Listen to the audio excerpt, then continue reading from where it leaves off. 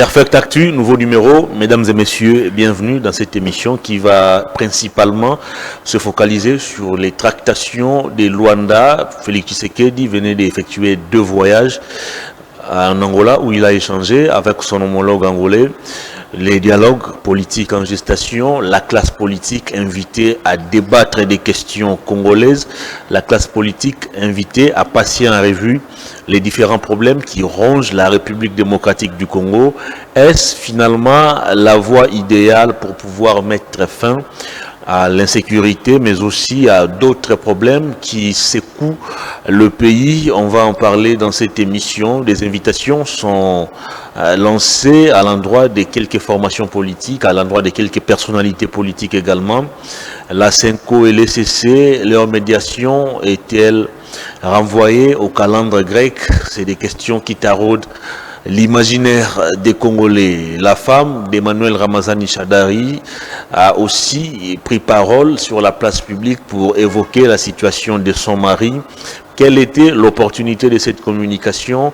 On va en parler sur ce plateau avec un cadre du Parti du Peuple pour la Reconstruction et le Développement. Il s'appelle Papi Mbaou Moussa. Bonjour. Non. Bienvenue, cher Papi Mbaou. Merci beaucoup, cher Hervé Tom, pour cette modeste considération à l'endroit de ma modeste personne pour partager le plateau avec vous pour la journée d'aujourd'hui. Comment allez-vous? Très requinqué, malgré la santé, ça m'avait un peu dérangé, mais sinon, Dieu fait grâce, on tient les coups. Politiquement, comment se porte le PPRD? Comment vivez-vous cette période, on va dire, de secousses, cette période d'agitation? Vous êtes suspendu par le ministère de l'Intérieur, votre autorité morale est condamnée au niveau de la justice, il ne s'est même plus retourné au pays, le secrétaire permanent est arrêté, plusieurs de vos cadres sont aussi inquiétés. Comment vivez-vous cette période? Oui, le PPRD, nous sommes très requinqués. Ce que nous sommes en train de vivre aujourd'hui, ça prouve à suffisance que nous sommes dans un état dictatorial. Donc, à une dictature, il faut adopter aussi la manière ou le mode de vivre, parce que nous y sommes déjà préparés pour ça, pour confronter ou soit pour affronter vraiment cette dérive dictatoriale. Je pense que pour la question de la condamnation de mon autorité morale, jusqu'à preuve du contraire, moi je n'ai jamais été d'accord, je n'ai jamais été intéressé, encore moins d'autres camarades. Le nôtre Kabila n'a jamais été condamné. C'est à vous de nous préciser comment ça? Kabila il a été condamné par la justice militaire. Bon, je pense qu'il y a plusieurs Kabila, même l'ancien DG de l'RTNC1. On parle de l'ancien président de la République, Joseph Kabila Kabange. C'est ce que j'ai dit. Même l'ancien DG de la RTNC1, il s'appellerait aussi Kabila. Il y avait aussi un membre de l'IDPS qui s'appellerait aussi Kabila, si c'est qui ça là. Il peut perdre aussi à son âme. Donc, Kabila, c'est un nom commun. Il y a plusieurs Kabila. Si on avait condamné un certain Kabila, bon, c'est un nom commun. Je ne pense pas qu'on... Une manière indirecte pour vous de dire que vous ne reconnaissez pas la condamnation de votre président national. Quand on condamnait le présumé Kabila, là, tu nous avais vu envoyer nos représentants de la famille kabiliste, ou soit ses avocats pour le représenter, parce qu'on s'identifiait de tout ce qui s'est passé là-bas. Les nôtres, nous estimons que non, cette affaire ne concernait pas les nôtres. Donc, celui qu'on avait conseillé, peut-être, il pouvait être les neveux de Kabila Kalele, peut-être ça pouvait être les neveux de Kabila, celui qui fit l'ex-DG de la RTNCD. Bon, c'est à vous de nous préciser. Merci beaucoup. Kabila, très bien. Nous sommes nullement concernés sur ce que vous nous posez. Je disais tantôt que le secrétaire permanent du PPRD est détenu. En tout cas, honnêtement, je ne sais pas où. Sa femme a pris la parole. Est-ce que c'était opportun pour elle de tenir cette communication? Très cher Hervé Itoma, sur ce point, tout d'abord, je m'en vais dénoncer avec énergie l'enlèvement du docteur professeur Ramazani Shadari. Shadari n'était pas enlevé comme tu viens d'utiliser le mot français. Shadari a été enlevé dans son lit où il dormait, responsable de ce quoi qu'il est, où sa fuite n'est pas à craindre, mais Shadari, il se voit être humilié à 3 heures du matin par des personnes non autrement identifiées, forçant la porte et ses fenêtres de la maison. Donc, ils ont réussi à percer sa maison jusqu'à sa chambre, en braquant son fils de 25 ans d'âge, comme vous l'avez tous suivi à l'interview accordée par Madame l'honorable Wivine Paipo. Et l'enfant a amené tous ces derniers dans la chambre de mon secrétaire permanent, et il a été emporté jusqu'à preuve du contraire, où la destination reste toujours floue et inconnue. On ne sait pas comment localiser là où notre chef est l'époux de maman Wivine Paipo. Lorsque vous me posez la question que non, il était important que Madame Wivine... C'était quoi l'opportunité de cette communication? Oui, voilà l'opportunité. Je voulais aussi t'en fixer au moins quant à ça. Je pense qu'aujourd'hui, la personne qui souffre le plus que nous tous ici, c'est Madame Wivine Paipo, qui est l'épouse, très chère épouse du professeur Ramazani Shadari, 40 ans de vie de couple avec le professeur Ramazani Shadari. De son absence, jour pour jour, ça fait 25 jours, si je ne m'abuse pas, que depuis qu'on avait enlevé notre secrétaire permanent, où on ne sait pas son état de santé, on ne sait pas comment localiser notre secrétaire permanent. Il était bon en loi que maman Wivine, comme elle avait fait par le passé, dans les ambassades et dans d'autres organisations, des mouvements, des organisations publiques, il était bon en loi aussi qu'il puisse aussi fixer, parce qu'elle ne savait pas où se trouve son mari. Elle a communiqué sur la place publique, et que je m'en vais tout d'abord féliciter cette communication très limpide, très engagée, qui prouve à suffisance que non, le professeur Ramazani Shadari avait aussi le temps d'efforger sa femme, étant politique, pour que cette dernière puisse accompagner aussi son mari. Je pense qu'elle était bonne en loi, parce que ses enfants se sont retenus pour ne pas emboîter le pas, pour réclamer la libération de leur papa, mais au moins que maman, elle en a plus de sage pour fixer au moins l'opinion. Parce qu'il circulait aussi dans les réseaux sociaux, vous êtes sans ignorer que non, tout le monde disait que non, Shadari est débauché, et c'est lui le prétendu premier ministre du régime Tshisekedi. Mais quand sa femme vivait ça dans tout... On veut refaire le scénario Bruno Tshibala avec lui. Non, ça n'a rien à voir avec le scénario de Tshibala. Tshibala n'a pas subi ce que Shadari a subi. C'est vraiment diamétralement opposé, qu'il ne faut pas vraiment rappeler. Mais s'il faut faire ce que Tshibala avait subi, je ne pense pas que c'est à Shadari qu'on peut faire ça. Parce que Shadari ne peut jamais trahir là où il est. Comment ça? Ça, il faut retenir. Okay. C'est un élément de détail que je vous donne. Qu'est-ce qui vous donne cette garantie? Non, la garantie... vous fait croire que Shadari ne quittera jamais Kabila? La garantie, c'est que je vous rassure que je connais au moins mon autorité, mon chef direct, Ramazani Shadari. Je connais comment il réfléchit, je sais comment il représente, et je sais comment il voit les choses. Lui va aussi être qualifié de sorte, selon les rumeurs qui circulent dans les réseaux sociaux, c'est difficile. Raison pour laquelle vous avez vu que même maman Wivine Paipo, sa femme, elle est revenue sur le même propos en disant que non, je doute fort que mon mari puisse trahir l'idéologie de Kabila. Je pense, je connais mieux mon mari, je sais ce qu'il est en train de vivre, mais il ne peut pas trahir. Aujourd'hui, je voulais fixer. Pourquoi est-ce que maman Wivine est sortie sur la place pour fixer quand même l'opinion? Parce qu'il en est vraiment là, bon, parce que les gens ont diffamé sur la place publique et apporté des choses qui n'est pas vraies à l'endroit de son mari, qui est notre secrétaire permanent, en disant que non, Ramazani Shadari a trahi Kabila. Aujourd'hui, Ramazani Shadari n'est plus avec Kabila. Ramazani Shadari, c'est lui maintenant le premier ministre de Tshisekedi, entretenu dans des hôtels quelque part, là où il est en train de vivre dans de bonnes conditions. C'est faux. Oh, tous vous avez suivi maman Wivine Paipo. Tout ce qu'on vous parle dans les réseaux sociaux, ce qui n'est pas le cas, c'est que madame Wivine est en train de vivre. Si son mari était dans de bonnes conditions, comment est-ce qu'elle pouvait se roger encore les leaks de sortir sur la place publique pour fixer l'opinion et demander à M. Tshisekedi, c'est lui le patron du service, à qui sont venus appréhender son mari dans son lit? Elle a plaidé à ce que seul et unique le président de la République, M. Tshisekedi, mais dans tout ça, que fait le PPRD, aucune mobilisation, aucune action sur terrain pour exercer peut-être la pression sur la justice. Tout ce qu'on voit, c'est cette querelle, c'est cette passe d'armes d'un côté entre les Prominaku et les Prochadari. Il y a Omari à la clé. Non, là, c'est mal comprendre les choses. Je pense que vous avez très mal interprété les choses qui se passent au PPRD parce que vous ne maîtrisez pas comment est-ce que le PPRD fonctionne. Au PPRD, il n'y a pas les querelles et le PPRD est uni et indivisible. Si vous la communication tenue par India Omari contre Minaf.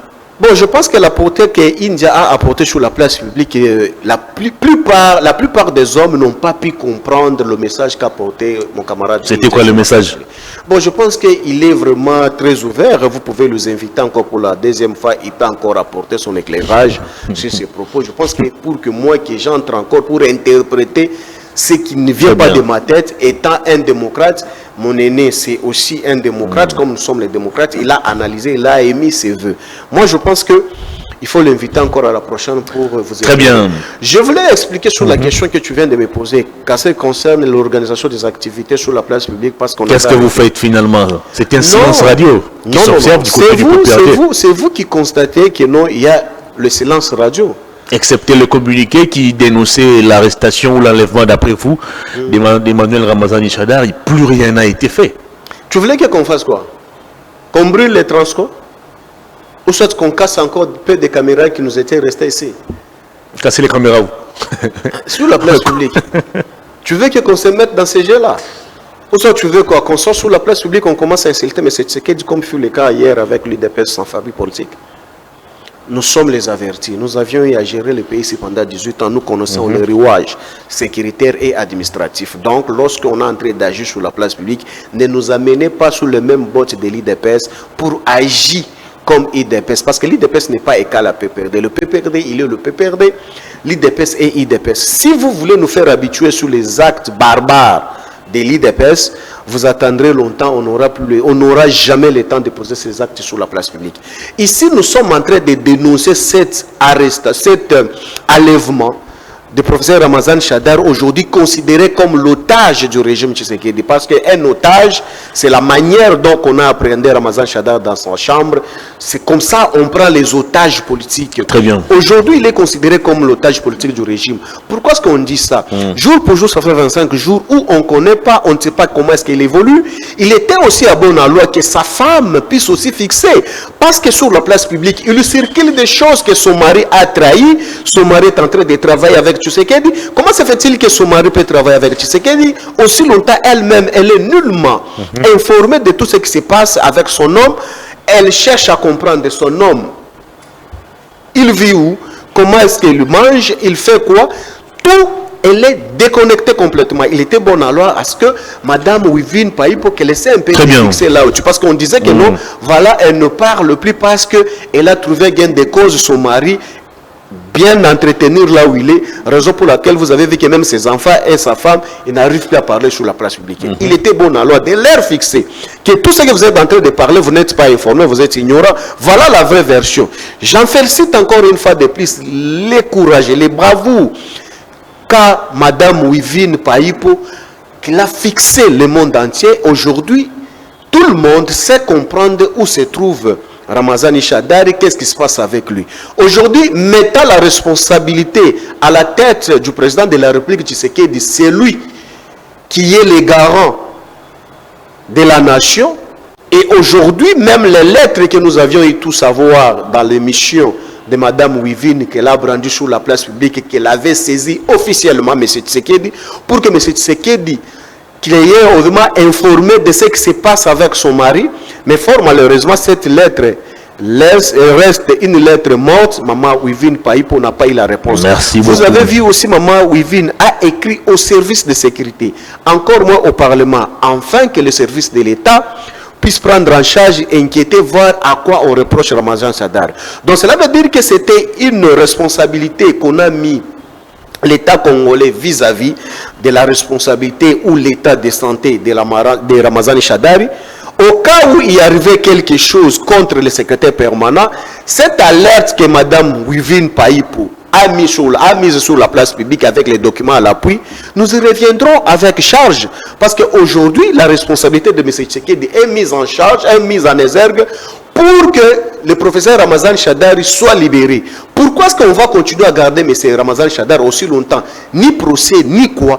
Tout ce qu'on prétend lui reprocher, nous disons que le dossier de Ramazan Shadari est tellement vide. Si tellement le dossier est vide, on ne voit pas pourquoi est-ce qu'on va continuer encore à garder Ramazan Shadari.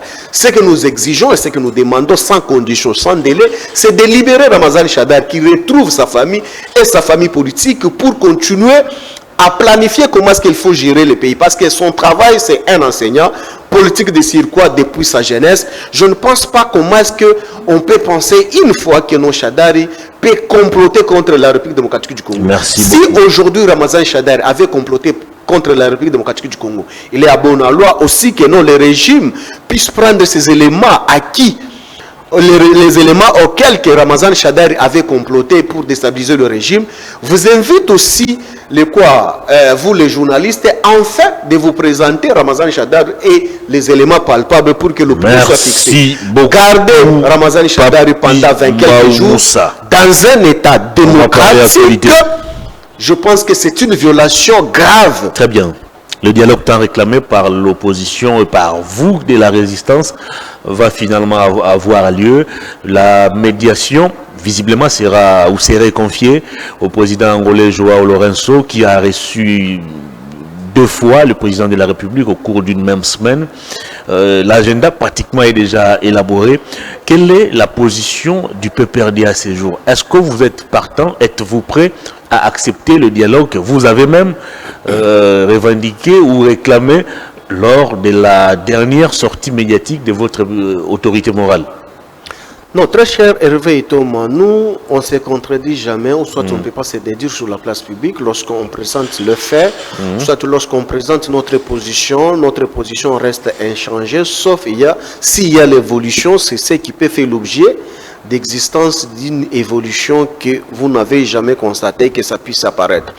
Nous, notre autorité morale, Joseph Kabila Kabange, avait présenté 12 propositions sur sa sortie médiatique en Afrique du Sud. Parmi les 12, il y avait aussi le dialogue inclusif.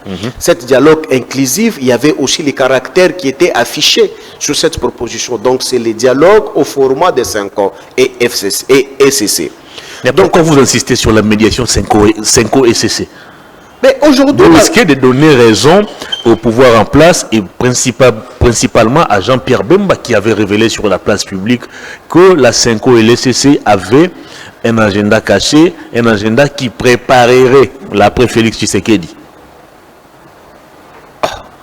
Mais, très cher Hervé Thomas, je ne sais pas comment est-ce que je peux justifier quelque chose qu'on n'a pas encore vécu si les prélats pouvaient préparer comment est-ce que Tshisekedi va partir.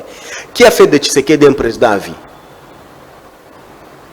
Mais est-ce qu'il revient à la 5O de penser à la présidence Tshisekedi? Est-ce que c'est 5O qui organise les départs des présidents de la République en République démocratique du Congo? D'après Jean-Pierre Bemba, la 5O a un plan visiblement téléguidé par Kabila. Non. Est-ce que Jean-Pierre Bemba c'est un modèle en République démocratique du Congo à qui on peut prêter notre oreille?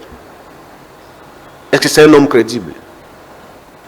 Non, on ne peut pas valoriser c'est une grande c'est une personnalité politique importante. Ah, selon vous, pas selon tout le monde. Ancien vice-président de la République. Non, par quelle manière? Par le dialogue aussi. Il faut aussi ajouter qu'il est un ancien seigneur de guerre. Pourquoi est-ce que tu ne veux pas aussi ajouter cet élément? Et tout comme Kabila s'est retrouvé aussi à un moment dans la rébellion. Kabila n'a jamais été rebelle. Ah bon? Je te mets au L'AFDEL c'était quoi? L'AFDEL c'était quoi? L'AFDEL c'est un mouvement de la révolution. Il y a une nuance, c'est scientifique et je suis trop sérieux. Il y a une différence entre la rébellion et la révolution. Kabila a fait la révolution, Kabila n'a jamais été rebelle comme Bemba, comme tu me suis.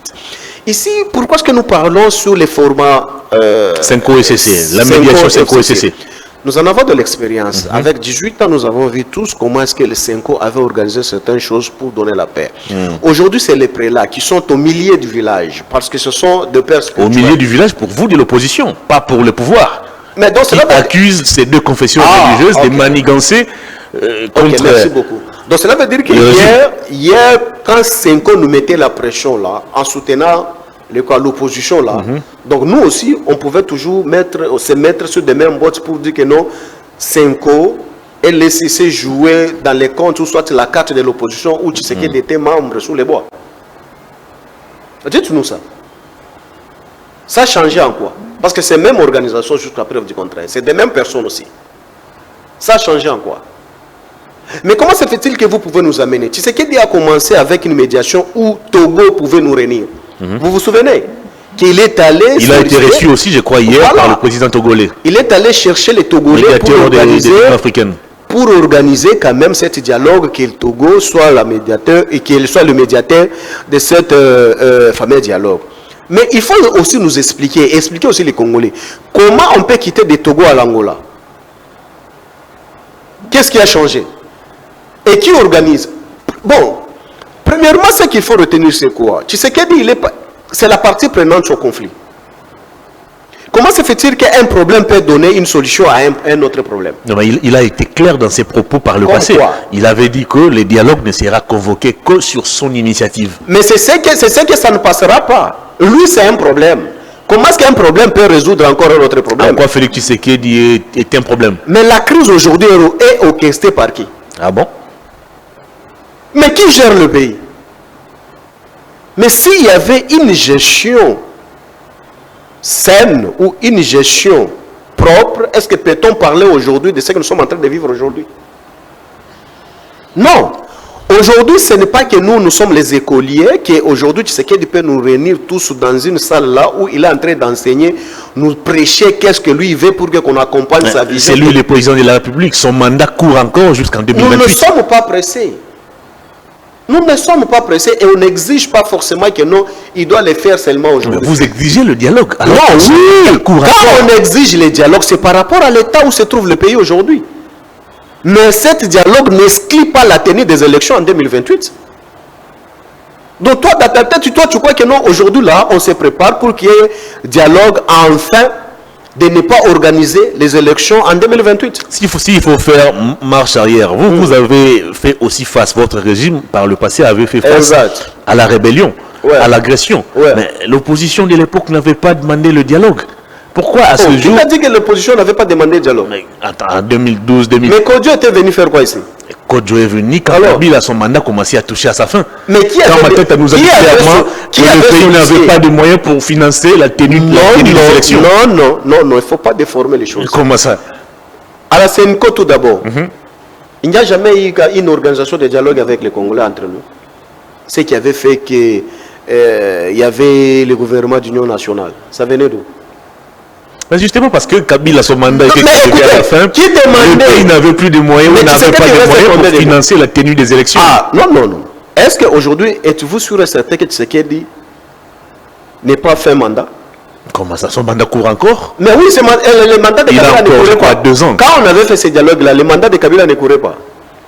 Le dialogue de Kodjo a eu lieu en 2016. 2016, c'était l'année de la fin du mandat de Kabila. Heureusement, tu as dit que c'est l'année de la fin du mandat de Kabila. Effectivement, tout comme il pouvait s'éterniser. Il est arrivé à la fin. Mais tout comme il pouvait s'éterniser. Comment ça? Mais oui.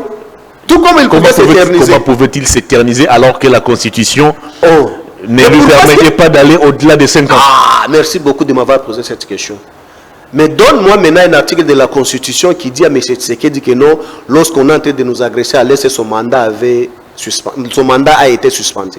Qui avait suspendu le mandat de Tshisekedi? Jusqu'à preuve du contraire, Félix Tshisekedi n'a jamais dit que son mandat était suspendu parce qu'il y avait agression. Mais tous ses collaborateurs en parlent. Hier, j'étais sur les collaborateurs ne sont pas lui. Mais non. En politique, l'homme, nous sommes dans une famille politique ou dans un parti politique. Lorsqu'on sort sur la place publique, on sort avec la ligne communicationnelle. Donc, on ne peut pas communiquer comme nous étions vraiment au cimetière ou soit dans la personne qui porte la voix du président de la République s'appelle Tina Salama. Elle n'a jamais fait une communication allant dans le sens de renforcer votre position. On connaît les fonctionnements. J'ai suivi sur le plateau de votre collègue Moutoumbo Israël. Recevez un juriste, le présumé avocat de la République, que je cite aussi, que vous le savez très bien, qu'il était aussi au fameux procès que vous en parlez, militant de l'IDPS, de Sirkwa, candidat à la Tchangou. Il vous dit que M. Kabengele, je cite ici, non? Quel est son rapport avec Félix Tshisekedi? Mais ils ont quel rapport? Mais comment est-ce qu'on peut être candidat dans le Congolais? C'est un Congolais qui a pris sa parole, qui a réfléchi librement. Non. Comment est-ce que toi tu n'es pas candidat député au PPRD? Moi, je ne fais pas la politique. Mais lui, il fait la politique parce que c'est un candidat de l'IDPS Tchang. Avocat de la République, dans les comptes du pouvoir. Mais c'est quoi le lien entre sa communication et la position? Voilà, c'est une très belle question. Lorsqu'on sort sur la place publique pour communiquer ce qui ne cadre pas avec les textes légaux, tout de suite là, le service intervient pour t'interpeller parce que tu as violé les textes légaux. Est-ce que tu as vu qu'on a interpellé ces derniers parce qu'elle a violé les textes légaux, parlé des choses qui ne cadrent pas avec la loi? C'est une violation flagrante. Pourquoi est-ce qu'il est libre? Et il ne l'a pas dit une seule fois, il est revenu pour la deuxième fois pour rassurer les Congolais. C'est de son droit. Sous votre règne, Mova nous a dit, c'était encore qu'on ne peut pas partir à la retraite à 45 ans. C'était de son droit. Non, dire qu'on ne peut pas. Moulumba nous a dit c'était de votre droit. Voilà. De penser à la pérennisation de votre pouvoir. Non, attention. Dire que Kabila Totondi on a noté n'est pas dire que non, le mandat de Kabila a été suspendu.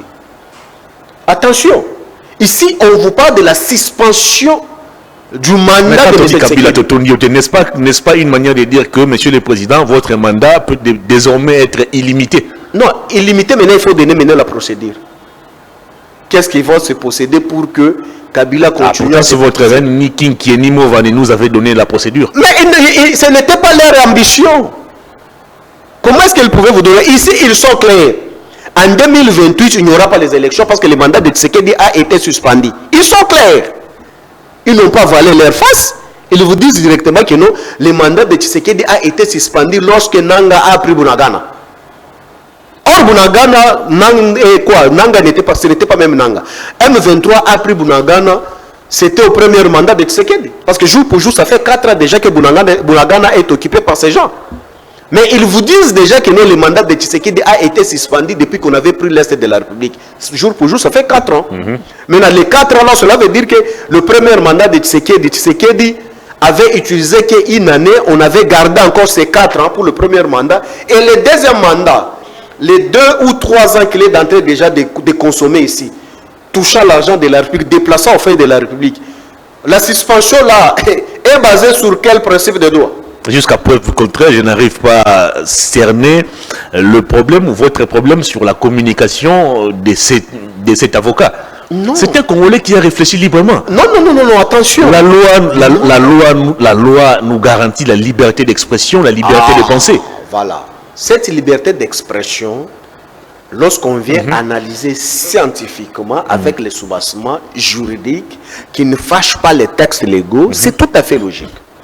Ici maintenant, je t'invite aussi qu'on essaie un peu d'analyser sous l'effet de Bunagana et de Goma et Bukavu sur le même plateau. Bon, allons-y. Parlons-nous. Fais aussi les analyses sur Nanga.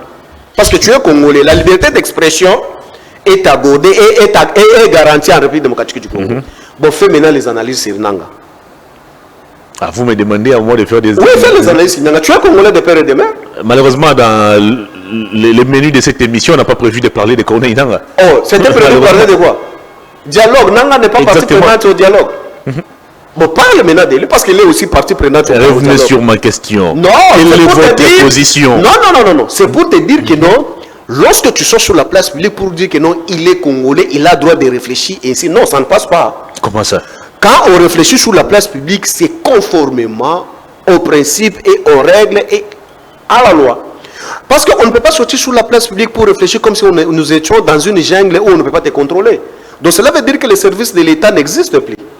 Si tout le monde peut se permettre de sortir sur la place publique, déformer les textes légaux qui régissent la République démocratique du Congo, et puis vous êtes libre, donc cela veut dire que nous sommes maintenant dans la jungle. Quelle est votre position sur le dialogue? Si une personne peut dire ça, il n'est pas le seul. Hier, j'étais avec Emmanuel Tshibambe, que je cite tant dans cette émission. Il dit et il signe, il persiste en disant que non, en 2028, il n'y aura pas d'élection. Qui est Tshibambe? Mais ils sont libres. Non, ils sont libres de réfléchir. La tenue des élections, c'est une obligation institutionnelle. Ça ne revient pas à une personne ou à un individu de se lever dans l'un de ces 4 matins selon ses emails, il vient, il vous dit que non, il n'y aura pas élection. Mais qui avait... Attendez un peu. Non. On va aller dans ce sens. Le mandat de Kabila, le deuxième mandat de Kabila prenait fin en 2016. Alors, quelle est la procédure légale qui autorisait à Joseph Kabila d'aller jusqu'en 2018? Exact. Une très belle question. C'est ce que j'aime lorsqu'on est en train de réfléchir, lorsqu'on est en train d'analyser, il faut qu'on fasse toujours les droits comparés pour une meilleure compréhension. On arrive en 2016 où le mandat de Kabila pouvait toucher sa fin pour qu'on organise les élections. Kabila était un homme d'État, un homme conscient, il sait que non, pour organiser les élections, il faut avoir autant. Mais avec la situation qui subissait la République démocratique du Congo, précisément à l'Est, la caisse de l'État était tellement saignée, on avait tant engagé les moyens de l'autre côté. On avait aussi les moyens. Qu'est-ce qu'il faut? Il faut organiser les élections. Vous vous contredisez. En quoi? C'est la même situation que non, attends. Parce que tu m'as coupé. On appelle maintenant les acteurs majeurs. Nous allons organiser les élections. Mais acceptez, vous, de l'opposition, que si peut-être il peut y avoir des irrégularités parce que l'argent pourrait être insuffisant pour la tenue des élections d'une manière globale. Mais au moins qu'on trouve le mécanisme pour couvrir ça. Je suis prêt à la date prévue par la Constitution, il faut qu'on organise les élections. Non, vous êtes de bonne foi, comme vous nous avez expliqué, nous avons compris l'état économique de la République démocratique du Congo. On peut organiser un dialogue pour préparer en bonne et due forme les élections. Nous accordons des...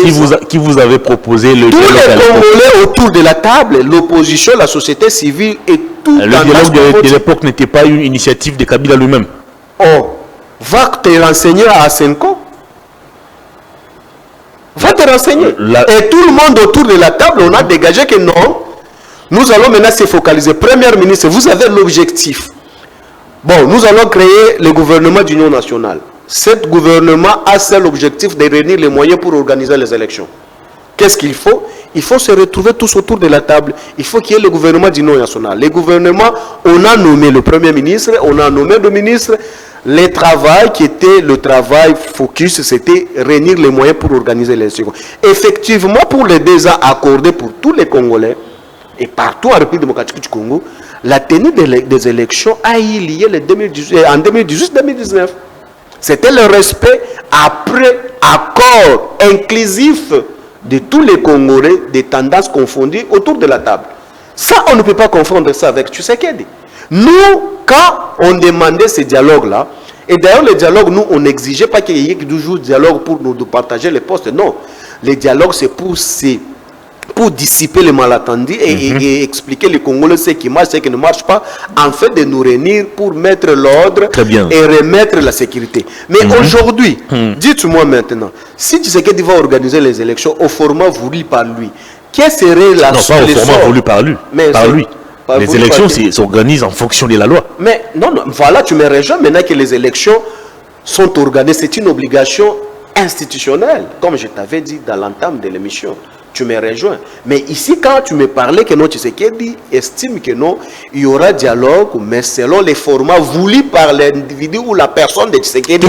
Tout comme Kabila, dans un premier temps, il avait contourné le dialogue tant souhaité ou tant revendiqué par l'opposition en faisant appel à la médiation d'Edem Kodjo, paix à son âme. Un premier dialogue, je crois, à la cité de l'Union africaine qui va tourner pratiquement au fiasco. Quelques opposants débauchés, un gouvernement mis en place pour 3-4 mois et ensuite vous allez réinviter la Senko pour mener cette fois la médiation et obtenir finalement l'accord de la Saint-Sylvestre. Donc cela veut dire que lorsqu'on a réinvité Senko, donc cela veut dire que cette structure avait déjà proposé son cahier de charges. Vous avez contourné ça? Quelle a été la motivation pour le réinviter pour la deuxième fois? Justement parce que vous avez constaté le fiasco du premier dialogue avec Kodjo. Non. Etienne Tshisekedi les récusa publiquement. Que Kodjo était un kabiliste monnaie. Je me souviens bien de son dernier meeting sur le terrain triomphal. Ce n'est que des paroles politiques qu'il faut en tenir compte. Je pense qu'on avait invité cette structure de prélats parce qu'ils sont maîtres. malgré ils étaient au four et au moulin pour nous faire partir, pour nous combattre. Mais au moins, on avait constaté que non, étant la société civile, nous acceptons à ce que vous voulez. Vous pouvez organiser les assises qui vont nous réunir, nous tous, autour d'une table pour y dégager quand même quelque chose, parce que c'était neutre. Mais aujourd'hui, comment est-ce que la République a déjà évolué avec cette expérience et l'expertise, la jurisprudence qui existe? On peut encore la transcender pour aller chercher les étrangers pour nous réunir. Hein? Pour quelle finalité? En quoi ça vous dérange? Parce qu'à son temps, Kabila avait aussi fait appel à la médiation togolaise. Je cite ici Edem Kodjo. Bon, nous n'avons pas... Qu'est-ce qui vous dérange que Félix Tshisekedi puisse recourir aussi au président angolais? Je n'empêche pas M. Tshisekedi pour inviter le président angolais. Il peut inviter même le président du Vietnam, ça revient à lui, son choix. Il peut aller même solliciter le président du Vietnam, ce n'est pas un problème. Quant à moi, je pense que mes autorités hiérarchiques ne sont pas encore prononcées sur la tenue du dialogue format présenté par M. Tshisekedi. Comment est-ce que moi je peux me permettre pour donner la position de mon cher parti politique, le PPRD?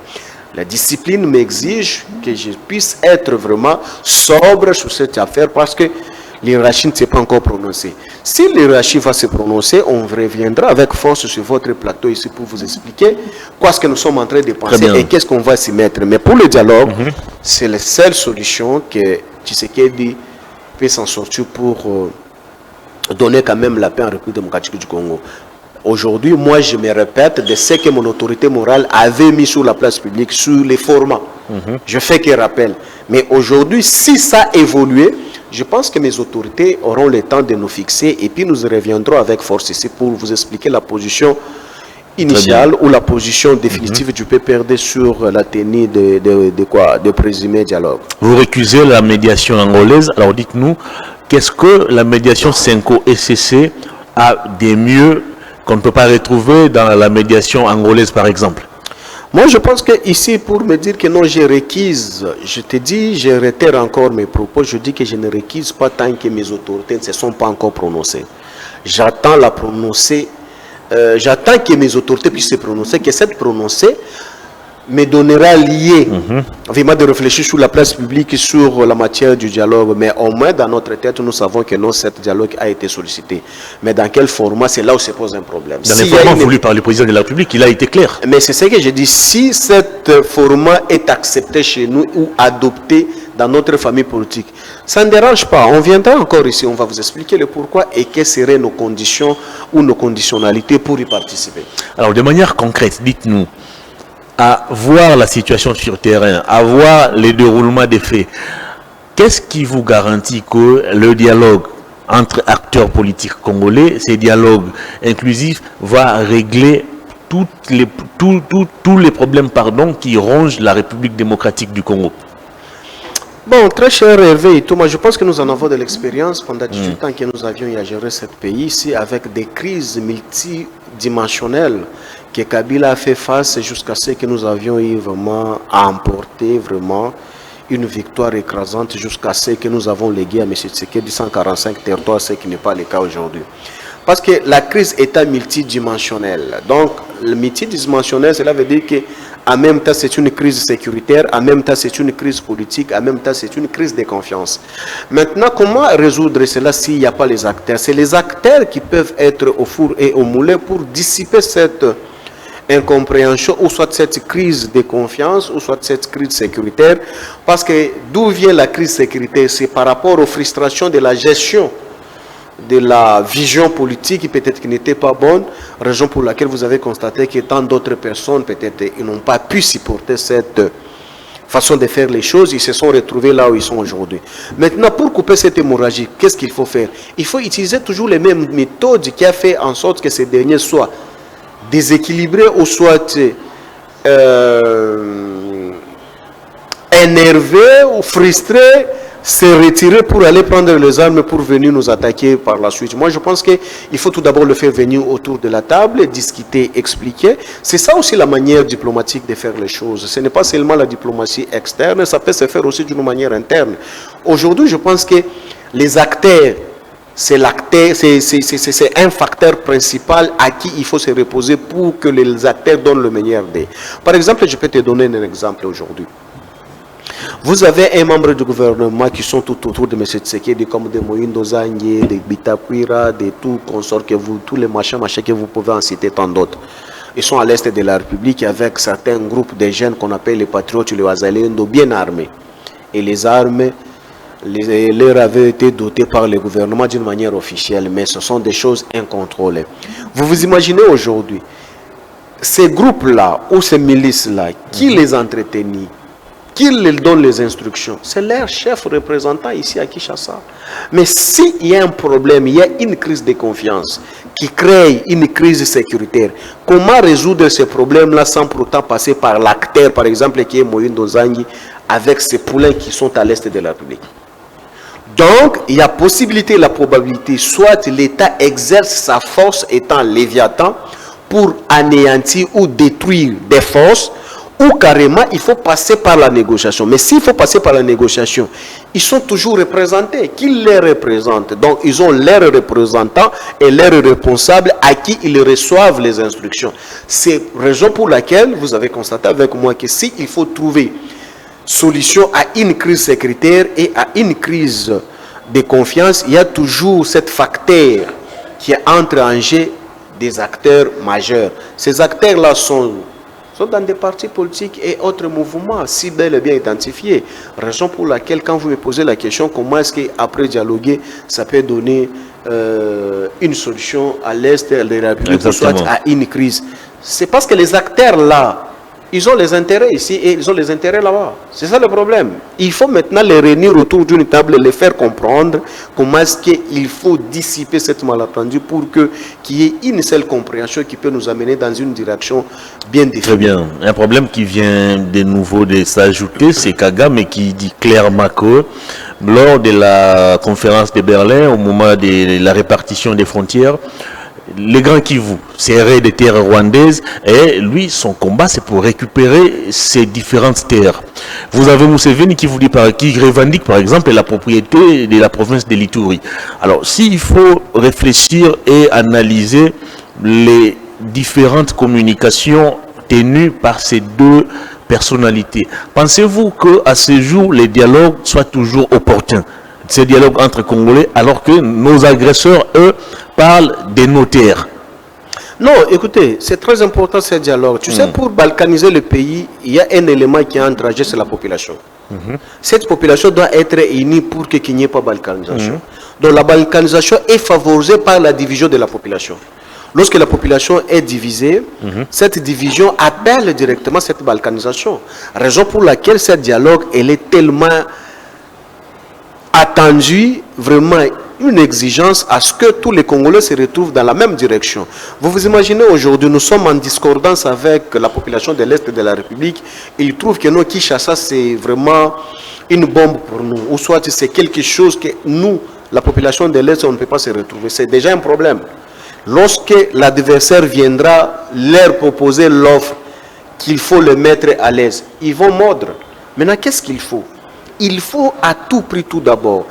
Donc la jurisprudence est là. Vous avez vu des pays qu'on a balkanisés partout ailleurs. Oui, mais du moment où les présumés agresseurs font volte-face pour nous dire que le problème, le cas de Kagame par exemple, qui disait tantôt que le problème était congolo-congolais, mais à ce jour il nous dit que c'est un problème de terre. Est-ce qu'il faut encore tenir un dialogue alors que l'agresseur a déjà fait volte-face?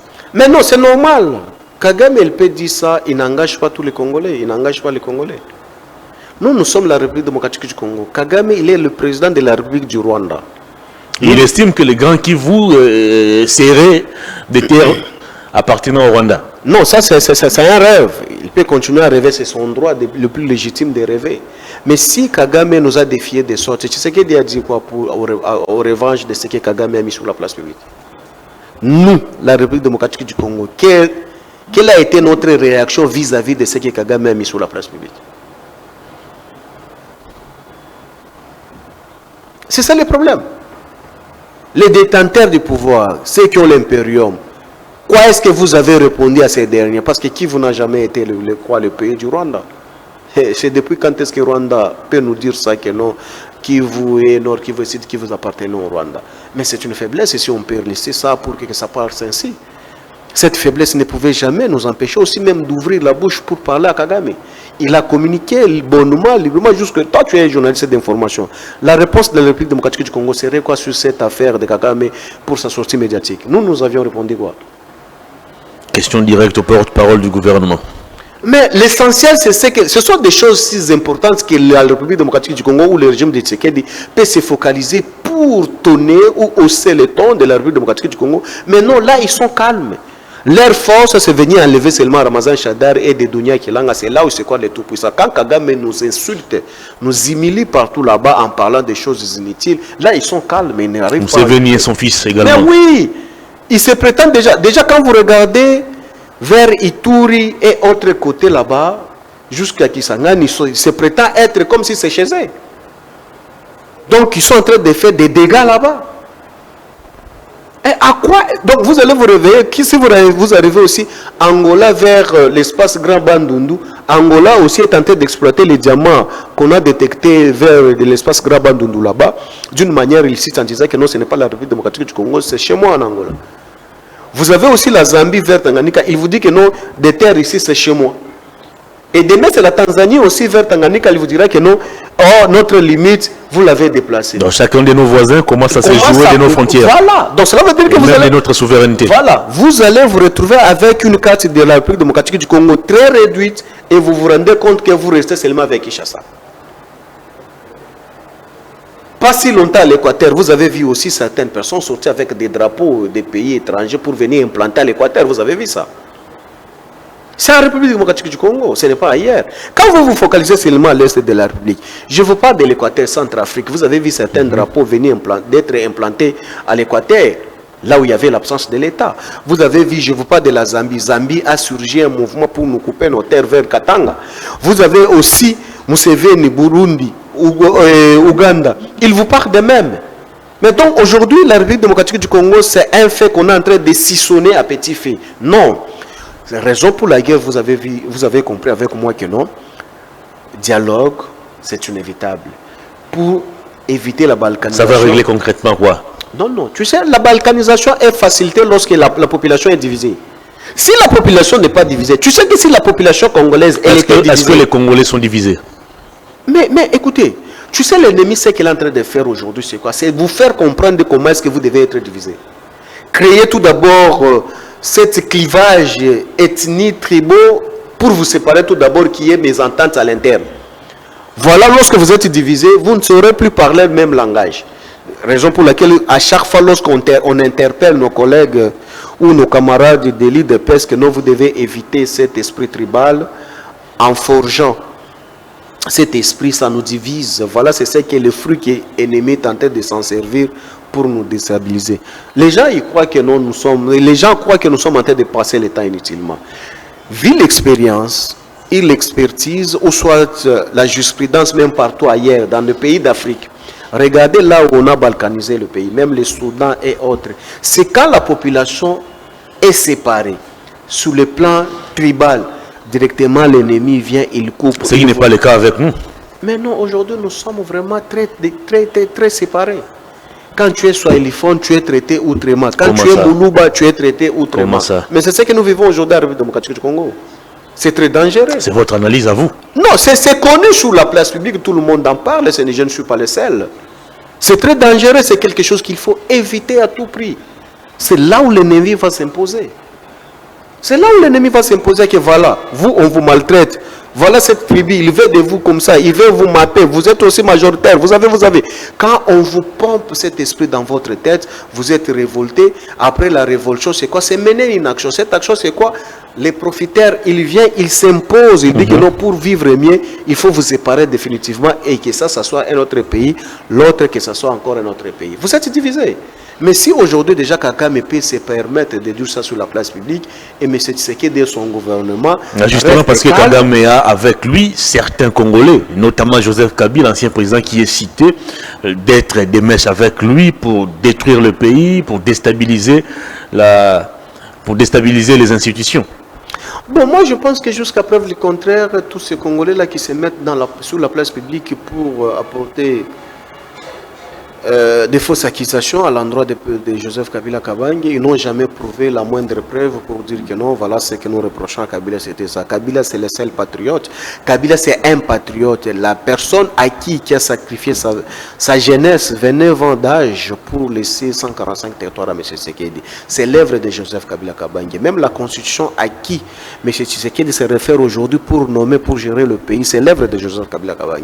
Je me pose la question, comment se fait-il que Kabila peut assassiner aussi sa jeune fille qui lui a donné naissance? Ça, ce n'est pas comprendre ou ce n'est pas connaître Kabila. Aujourd'hui, s'il faut justifier l'incompétence, on ne peut pas justifier les compétences seulement sous le nom de Kabila. Personne ne cherche à justifier l'incompétence. Mais est-ce qu'aujourd'hui, s'il faut faire nombre de vues même sur YouTube, est-ce que si on ne cite pas Kabila, est-ce qu'on vous suit? Non, on ne suit pas. Si tu mens au nom de Kabila, tu verras que non, tu feras nombre de vies et tu serais très suivi. S'il faut te nommer, on va te nommer. Tu as vu certaines personnes sont au gouvernement aujourd'hui tout simplement parce qu'ils ont insulté Kabila.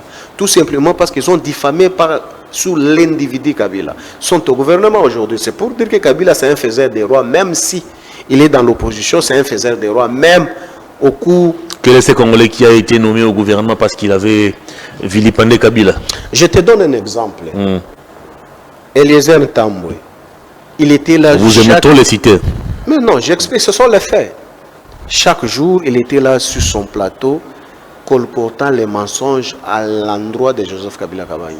Mais aujourd'hui, il est au gouvernement. D'ailleurs, il faut le féliciter. Il a été le premier à nous alerter que la plupart des membres du PPRD vont rejoindre la rébellion. Et ça a été fait. C'est faux. Il est allé même plus loin jusqu'à demander au service de vous placer sous surveillance. Maintenant, Pochi est maintenant au gouvernement étant ministre délégué en charge des anciens combattants. Maintenant, ces vraies informations-là qu'il donnait quand il était encore journaliste improvisé, c'est aujourd'hui maintenant qu'il faut les exploiter dans la compétence lui attribuée pour nous sécuriser. Où en sommes-nous? Il gère les est-ce qu'on peut évaluer? On peut évaluer depuis qu'il est là. Qu'est-ce qu'il a fait? Quelles sont les genres des informations qu'il a données pour nous sortir encore sur la place publique et expliquer comment est-ce qu'il détectait Nanga. Tous ces caméras qui repéraient Nanga et ses collaborateurs ou les gens du PPD à qui il mentait jour et nuit, ce n'est plus visible.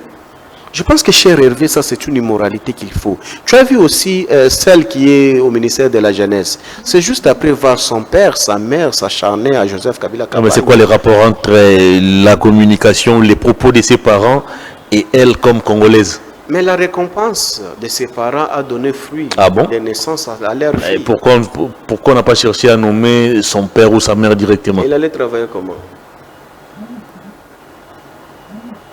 Comment ça? Il allait travailler comment? Il allait laisser le travail étant pasteur pour aller être au gouvernement. Mais, combien de pasteurs figurent dans ce gouvernement? Combien de pasteurs sont au cabinet du président? Ils ne sont pas empêchés de combiner les deux. Papa, laissez-nous tranquille. Je vous dis ce que je te rappelle, c'est après avoir insulté, craché sur maman Olive, voilà la solde, le solde c'est quoi? C'est nommer ces derniers. Je pense qu'aujourd'hui, tout le monde, pour faire pleurer à Tshisekedi, il faut insulter Kabila. Tu as vu aussi un ancien rebelle de l'RCD Goma, à qui vous tous, vous avez toujours apprécié. Mende Oumalanga, le caporal de l'RCD Goma. Il vous a gêné?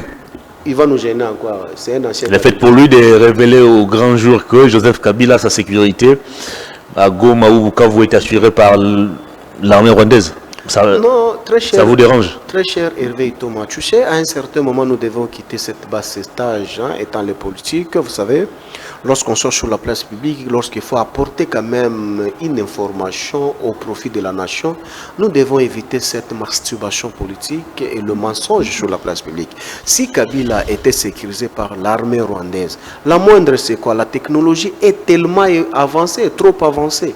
La moindre c'est quoi? C'est de prendre ces éléments-là de preuve, les donner aux médias pour que tout le monde, les Congolais, soient fixés quant à ça pour voir que Kabila a réellement été sécurisé par cette armée rwandaise. Moi, je pense que c'est vraiment irréfléchi. Aujourd'hui, jour pour jour, c'est presque, oui, moi, si je ne m'abuse pas, que mon autorité morale n'est plus à l'est de la République. Mende attendait quoi jour pour jour, oui, moi, pour fixer les Congolais que nos Kabila était sécurisé par l'armée rwandaise. Donc, Mende confondait ses contacts avec Kagame et Kabila. Parce que Mendes, c'est un rebelle de l'RCD Goma, un caporal de Sirkwa. Les fruits du brassage et mixage qui a fait que Mendes se retrouve dans notre cas. Ni tété brassage et mixage, Mendes ne pouvait jamais être autour de nous. Par quelle magie? Parce que c'est un seigneur, c'est un ancien rebelle. C'est un ancien rebelle. Aujourd'hui, comme il est en train de chercher la nomination, peut-être en voulant encore revenir dans ses fonctions pour il est déjà mandataire. Oui, c'est ce que j'ai dit. C'est Kabila qui l'avait nommé. Il a été proposé par qui? Cette nomination vient de notre famille politique.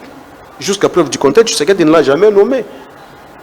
Donc maintenant, comme il est en train d'envisager peut-être revenir au ministère où Kabila l'avait confié pendant 12 ans. Il vous a dit qu'il avait les intentions de revenir encore porte-parole du gouvernement? Mais il n'a jamais rassasié. Quand une personne avait commencé avec Lumumba, aujourd'hui avec Tshisekedi, tu sais, il y a combien de présidents qui se sont succédés?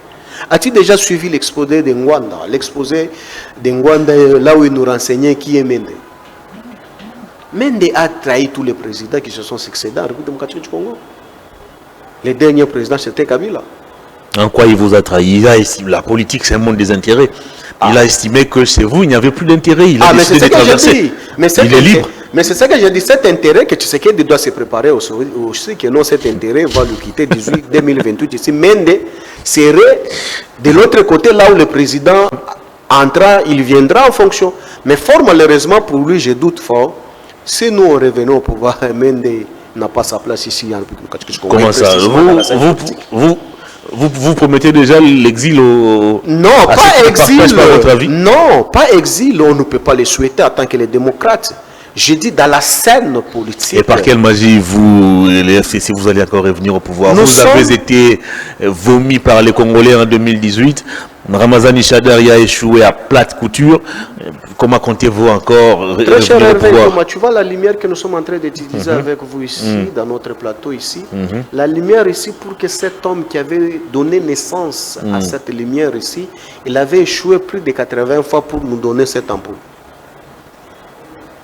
Il a essayé, il a échoué, il a essayé, il a échoué. Cet échec ne l'a pas obstaclé à ne pas forcer jusqu'à ce qu'il a réussi de nous donner la lumière. Si Ramazani Shadari a échoué en 2018, qu'est-ce qui rassure qu'en 2028, Ramazani Shadari va échouer encore? Raison pour laquelle je te dis, en 2028, il va réussir, c'est nous qui réussissons. Si avec l'appui de Kabila, à l'époque président de la République, Kabila qui avait la même mise sur l'armée, les services, les finances publiques, Shadari a échoué. Pensez-vous que maintenant que vous n'êtes plus aux affaires, il sera en mesure de remporter la présidentielle? Mais tu sais qu'il dit avec quelle force? Il avait la notoriété, il avait la popularité, ce qui n'est pas le cas avec... Il avait quoi? La notoriété, la popularité, ce qui n'était pas le cas avec Shadari. Tu sais, quelle est l'unité de mesure pour doper la popularité ou l'impopularité d'un acteur majeur politique?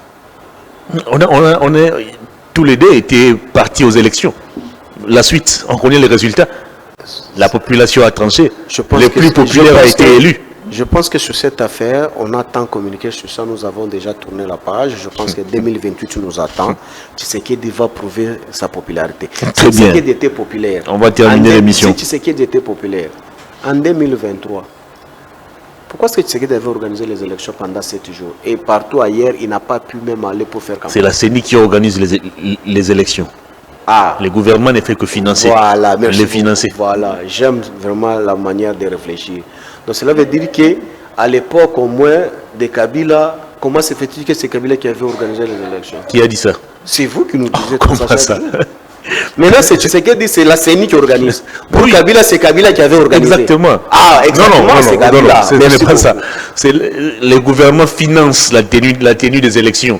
Mais pourquoi c'est à l'époque de Kabila, vous n'avez pas accepté ça, que non, c'est la CENI qui a... Question directe à Félix Tshisekedi, aux anciens opposants. Vous savez que le temps, c'est le meilleur allié de l'homme. Voilà comment est-ce que vous êtes rattrapé par le même immoralité que vous avez tant infligé à Joseph Kabila Kabange. On va terminer l'émission. Moi, je pense que, très cher Hervé Itoma... C'est votre mot de la fin directement. La caméra est devant vous. La République démocratique du Congo a besoin vraiment de la paix. L'unité s'invite pour nous tous, enfin, de mettre des bouteilles dehors ceux qui nous envient. Ne permettons pas, avec des querelles internes, nous déstabilisons entre nous en nous suspectant d'une manière bizarre. Mais cette crise de confiance-là ne nous profite pas. Aujourd'hui, lorsqu'on sort sur la place publique, tout Congolais est suspect. Mais à qui devrions-nous maintenant travailler? Lorsque tout le monde est suspect, à qui on peut nous confier?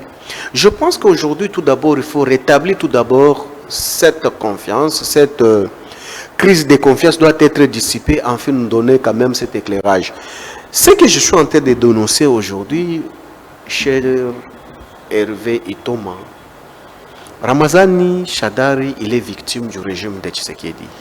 Je ne sais pas pourquoi. Tout comme si votre régime avait fait beaucoup de victimes. Mais s'il y a beaucoup de victimes, nous ne sommes pas au pouvoir. Veuillez nous opposer les éléments qu'on fait les droits comparés. C'est la moindre. Ça ne peut pas se limiter seulement dans la bouche, comme vous aviez toujours le temps de nous charger hier l'affaire de fausse commune. Aujourd'hui, vous êtes au pouvoir, vous êtes incapable de prouver aux faces du monde la fausse commune qui est Kabila avait tué. C'est de même cette victimisation que vous voulez que la population puisse vous en trouver la sympathie. Moi, je dénonce encore avec énergie. Ramazani Shadari est victime du régime de Tshisekedi. Ramazani Shadari, c'est un otage politique du régime de Tshisekedi. Je suis en train de citer. Raison pour laquelle vous avez vu que même sa femme est sortie sur la place publique pour dénoncer avec énergie la disparition de son homme auquel elle n'est jamais été en contact depuis sa disparition dans sa chambre. Aujourd'hui, nullement, donc aucun membre du PPRD, encore moins de sa famille politique, encore moins ses avocats, cherche au moins à comprendre où serait Ramazani Shadari. Et je tiens encore à fixer l'opinion. Le PPRD n'est pas divisé. Tout ce que vous attendez dans les réseaux sociaux, ce n'est que les coups montés par le régime en fait de nous déstabiliser. Ramazani Shadari n'a pas trahi Kabila. Ramazani Shadari reste le secrétaire permanent du PPRD, kabiliste du sang pur. Lui n'est pas kabiliste du sang comme Willy Bakonga qui était kabiliste du sang aujourd'hui, tshisekidiste plus que même Maman Mar. Connaissant la détermination et la fidélité de Ramazani Shadari vis-à-vis de Joseph Kabila Kabange, il continue à rester. Pour preuve, si Ramazani Shadari avait trahi Kabila, Tshisekedi allait exposer Ramazani Shadari sur la place publique en fait de communiquer pour que la population soit fixée. Comme le dossier de Ramazani Shadari est tellement vide, je signe et j'insiste, on est en train de confectionner maintenant le fait pour charger Ramazani Shadari. Ça ne vaut pas la peine. Nous sommes dans la démocratie. Je sais, vous vous reprochez que non, les dossiers vides, vous êtes en train de chercher par quelle manière il faut le libérer. Nous sommes politiques, nous allons consommer. Libérez-lui. Même si le dossier est vide, libérez-lui. Beaucoup Papi Maoumoussa. Dounia Kilanga, est-ce que tu sais que Dounia Kilanga, jusqu'à preuve du contraire, il est aussi porté disparu? On ne sait pas où se trouve Dounia Kilanga jusqu'à aujourd'hui. Merci beaucoup. Le secrétaire national en charge des communications est porté disparu. Tout simplement, il est kabiliste. On lui pose la question, c'est sûr et certain, c'est le dire qu'on attendait. Pourquoi est-ce que tu fais pousser les cheveux? Donc aujourd'hui, pour pousser les cheveux de Kabila, merci. Pour pousser les cheveux, ça devient une infraction sous le régime de Tshisekedi. Merci beaucoup. Ah là là là. Tout comme aussi hier, détenir son téléphone avec les images. Allez, une infraction. Détenir quel là, sous Kalev Moutonda a arrêté des gens plus. Mais c'est la même pratique au rond-point Ngaba, même sur rond-point Victoire. On est en train de visualiser les vidéos. Voilà comment vous êtes rattrapés par même. Non, ils sont rattrapés, pas nous sommes. Non, vous ne faites pas partie du régime. Oui, non, moi je fais on m'a dit que vous êtes du régime. Non, vous ne l'êtes pas. Non, comment si vous ne l'êtes pas, je retire, je parle au régime. Grand merci à vous, mesdames et messieurs, d'avoir suivi cette émission. On se retrouve très prochainement avec d'autres invités, mais avec toujours le même plaisir. Au revoir.